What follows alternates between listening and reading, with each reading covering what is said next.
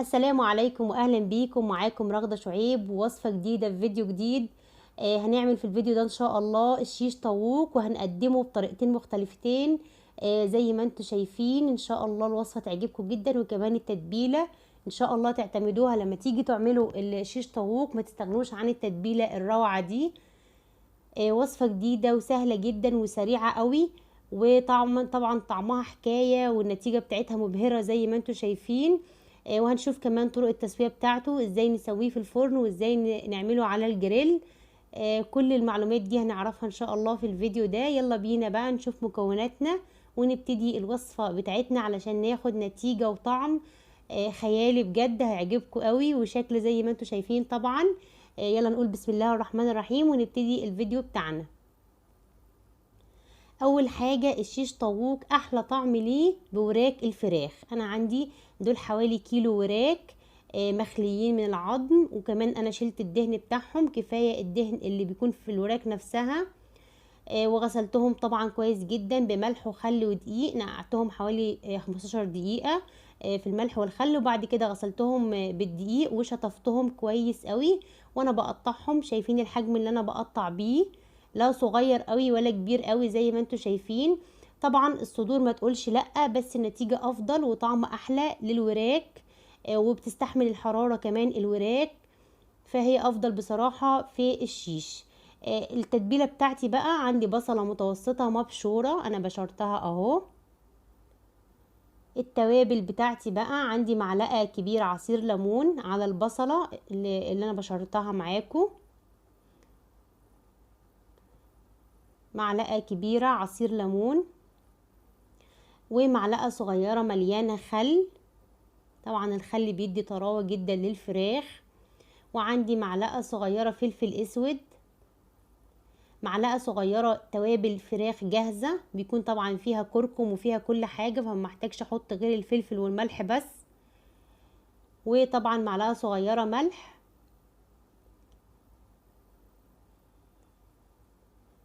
وبعد كده كوباية زبادي كاملة بتطر الفراخ وبتخليها تتشرب التتبيلة، وبتدي طعم حلو جدا للفراخ. هقلب بقى كل المكونات كويس جدا مع بعض، وبعد كده هدي حوالي نص معلقة صغيرة بابريكا، لو مش موجودة مش مشكلة، هنبشر حبة طماطم كبيرة دلوقتي هتدينا اللون الحلو. بس هنزل بقى بوراك الفراخ اللي انا قطعتها معاكم، قلبها بقى كويس جدا في التتبيله. قلنا لو عندك صدور ينفع جدا مش مشكله، بس افضل طعم وافضل نتيجه بصراحه بالوراك. انا جربت الاتنين، الصدور بتنشف بسرعه، ما بتستحملش النار، ما بتدينيش كده الدسم اللي في الوراك والطعم الفظيع اللي بيكون في الوراك في الوصفه دي. بعد كده هجيب حبة طماطم كده كبيرة وابشرها على التتبيلة والفراخ، دي اخر حاجة هعملها.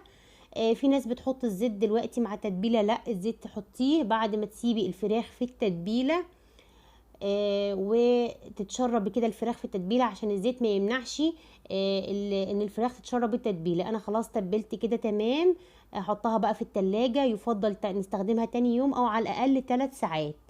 تمام. هدخل بقى الفراخ في التلاجة تتبل براحتها. دي اعواد الشيش او الاسياخ الخشب دي، او الخلة الخشب الكبيرة دي.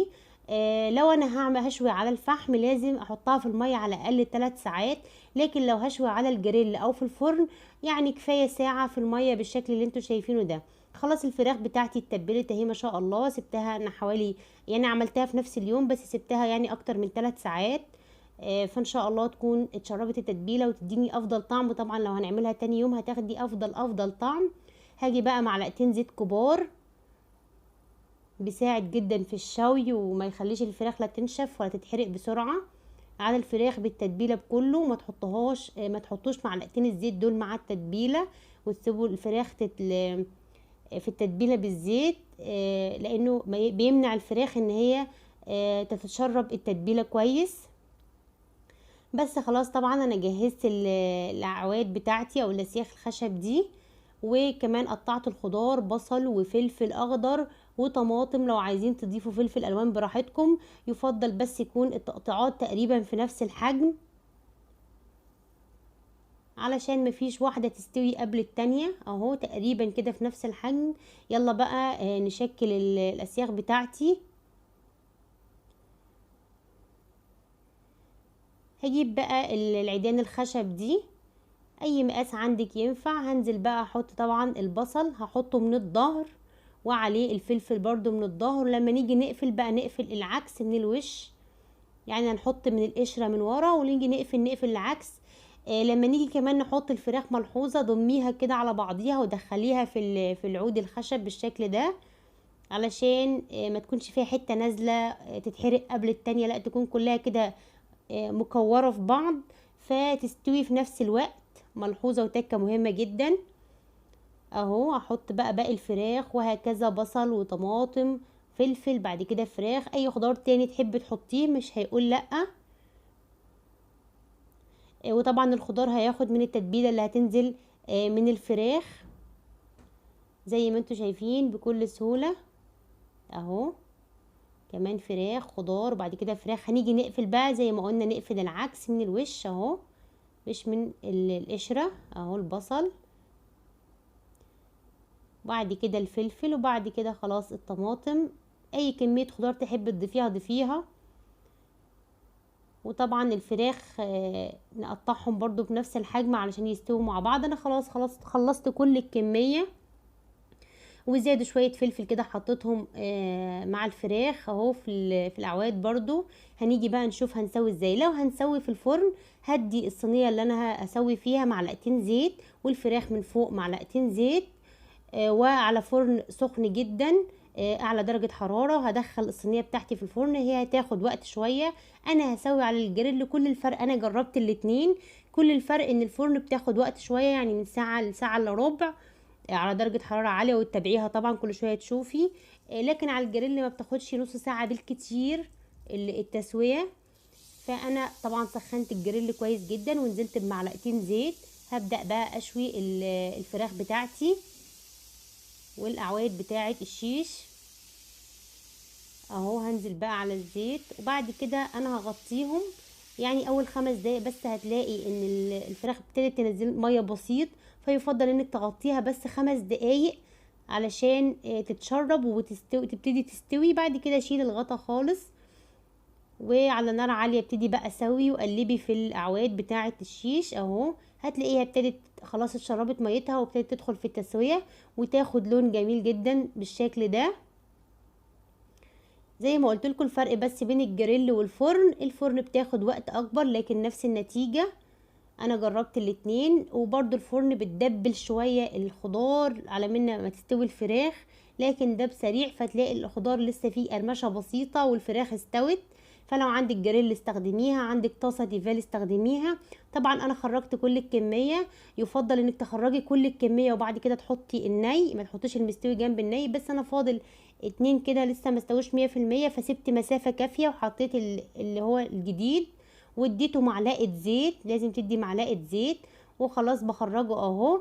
طريقه من طرق التقديم، هتجيبي رغيف بلدي عادي وهتنزلي بقى الشيش وهو سخن كده علشان الرغيف ياخد السوائل اللي هتنزل منه وياخد الطعم بالشكل اللي انتوا شايفينه ده. بصوا بقى الحلاوه والجمال. الطريقه التانية انا عملت رز بلدي عادي مش بسمتي ولا حاجه، بس حطيت له كركم، رز اصفر بالبصل والكركم.